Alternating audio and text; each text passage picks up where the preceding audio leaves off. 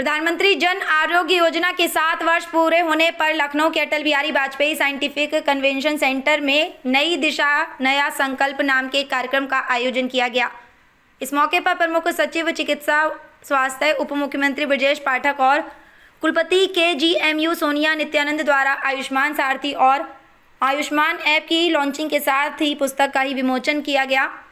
कार्यक्रम में इस योजना के जरिए परिवार को टूटने से बचाने वाले लाभार्थियों को उप मुख्यमंत्री ब्रजेश पाठक ने मंच पर सम्मानित किया। कार्यक्रम में तमाम ऐसे कैंसर मरीज थे जिन पर इलाज का खर्च 2,26,000 था, लेकिन इस योजना के जरिए निःशुल्क इलाज संभव हो पाया। अपने संबोधन के दौरान उप मुख्यमंत्री ब्रजेश पाठक ने इस योजना के 7 वर्ष पूरे होने पर PM को बधाई दी और कहा कि 5 करोड़ 38 लाख कार्ड इस योजना के अंतर्गत बनाए जा चुके हैं। इससे निजी और सरकारी अस्पतालों में निःशुल्क उपचार मिलना आसान हुआ है। कार्यक्रम में इस योजना और इसके लाभ से जुड़ी कई अन्य बातों का भी जिक्र किया गया। इस दौरान प्रमुख सचिव चिकित्सा स्वास्थ्य एवं परिवार कल्याण अमित घोष ने बताया कि योजना पूरी दुनिया में सबसे बड़ी स्वास्थ्य सुरक्षा के रूप में उभरी है और यूपी में इस योजना को बड़े पैमाने पर चलाया जा रहा है। साथ ही ये भी बताया कि जो डिजिटल ऐप लॉन्च हुआ है उससे इलाज में कितनी आसानी होगी और जो हेल्पलाइन नंबर जारी हुआ है वो ऐसे मरीजों के लिए कितना कारगर साबित होगा। लखनऊ से इकबाल अहमद की रिपोर्ट।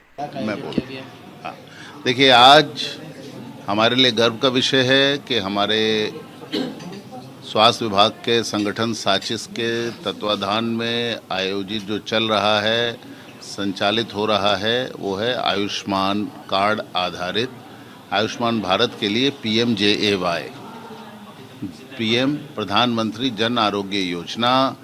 इसके 7 वर्ष पूरे हुए हैं।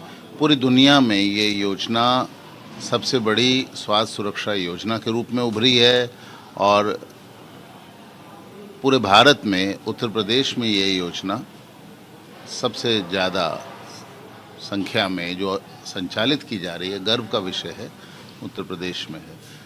7वें वर्षगांठ के उपलक्ष्य में स्वास्थ्य विभाग ने साचिस के माध्यम से इसको डिजिटल सुदृढ़ता प्रदान करने के लिए एक नया ऐप जारी किया। उस ऐप के माध्यम से नागरिक को ये पता लगेगा कि निकटस्थ केंद्र कौन सा है, अस्पताल कौन सा है जो इसमें एम्पैनल्ड है और वहाँ क्या क्या सुविधाएं हैं, कब जाना है, क्या सुविधा ले सकते। बड़ी बात है, लोगों को इधर उधर नहीं भटकना पड़ेगा। दूसरा, इसके अंतर्गत एक हेल्पलाइन नोटिफाई की गई है 1800-1800-4444। इस हेल्पलाइन, ये निःशुल्क हेल्पलाइन है, इसके माध्यम से भी सारी जानकारी नागरिक प्राप्त कर सकते हैं। और तीसरा, इसके अंतर्गत एक चैटबॉट बनाया गया है जिसमें हिंदी में आपके प्रश्नों के जो भी आपकी क्वेरी हों वो आर्टिफिशियल इंटेलिजेंस आधारित चैटबॉट है, उसका नाम है आयुषी। तो वो उसको आपको आपके प्रश्नों का उत्तर देगा। इस प्रकार से पारदर्शिता बढ़ेगी, समय बचेगा, लोगों को सुविधा होगी। ये सिटीज़न सेंट्रिक जिसे हम कहते हैं, नागरिक की सुविधा पर केंद्रित सेवाएं हैं और इसके लिए साचिस ने अच्छा काम किया है। माननीय उप मुख्यमंत्री जी ने आज जो यहाँ पधारे थे, उन्होंने ये लॉन्च किया है और उन्होंने साचिस को इसके लिए बधाई दी है। मैं ये कहना चाहता हूँ कि अस्पतालों के एम्पावरमेंट की प्रक्रिया को इसमें, जैसा माननीय उप मुख्यमंत्री जी ने भी कहा कि हमें पारदर्शी रखना है, कोई भेदभाव नहीं है। और मैं इसमें एम्पैनल अस्पतालों से ये एक्सपेक्ट करता हूँ कि वे भी अपनी वर्किंग पारदर्शी रखें और जो योजना का उद्देश्य है उसको पूरा करने में हमारा सहयोग करें। बहुत बहुत धन्यवाद। आज स्काउट गाइड की 19वीं राष्ट्रीय जमूरी, जिसका आतिथ्य उत्तर प्रदेश को मिला है, उसका भूमि पूजन समारोह यहाँ पर आयोजित किया गया।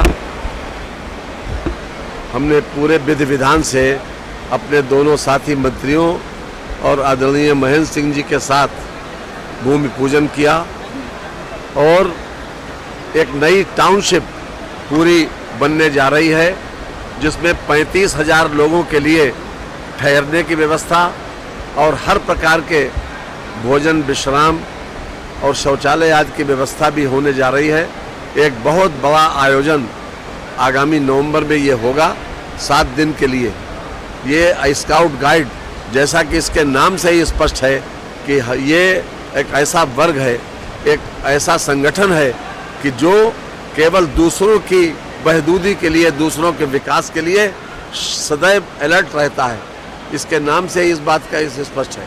यहाँ पर एक बहुत बड़ा समागम देखने को मिलेगा और सबसे बड़ी बात यह है कि ये समागम ऐसा है कि जिसमें पूरे राष्ट्रीय भावना से ओतप्रोत देश को आत्मनिर्भर बनाने, देश को स्वावलंबी बनाने और सस्टेनेबल डेवलपमेंट गोल्स को हासिल करने, चाहे स्वच्छता हो, चाहे ग्रीनरी हो और चाहे हर प्रकार से इस देश को आगे बढ़ाने में पर जितने भी आयाम हैं उसके बारे में चिंतन और मनन इसमें होगा। हमारे संभावित यह है कि माननीय प्रधानमंत्री जी और माननीय राष्ट्रपति जी भी इसमें आमंत्रित की जाएंगी उनके प्रारंभ करने के लिए, उसका शुभारंभ करने के लिए और उसके समापन के लिए। मैं विशेष रूप से आदरणीय योगी जी को इसके लिए धन्यवाद देता हूं कि उन्होंने 1964 के बाद चौथा ये समागम प्रयागराज में हुआ था 1964 में। उसके बाद ये सौभाग्य उत्तर प्रदेश को मिला है आदरणीय योगी जी के विशेष प्रयासों से, ताकि इस क्षेत्र के लोगों को भी राष्ट्रभक्ति की भावना से और ख़ास तौर से चरित्र निर्माण की भावना से और जो जज्बा स्काउट और गाइड में रहता है कि दूसरों की मदद करें, दूसरों की सेवा के लिए अलर्ट रहें, हर तरह से दूसरों की ज़िंदगी को आसान बनाएं, उस उद्देश्य को आगे बढ़ाने के लिए ये समागम यहाँ पर होने जा रहा है।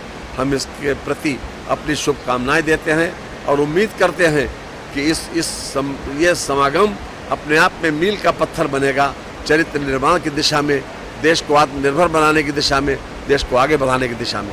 बहुत बहुत धन्यवाद। मंत्री जी, एक सवाल है कि राहुल गांधी भारत की जीत पर उसको बधाइयाँ नहीं दे रहे हैं, पाकिस्तान को मैच चलाया।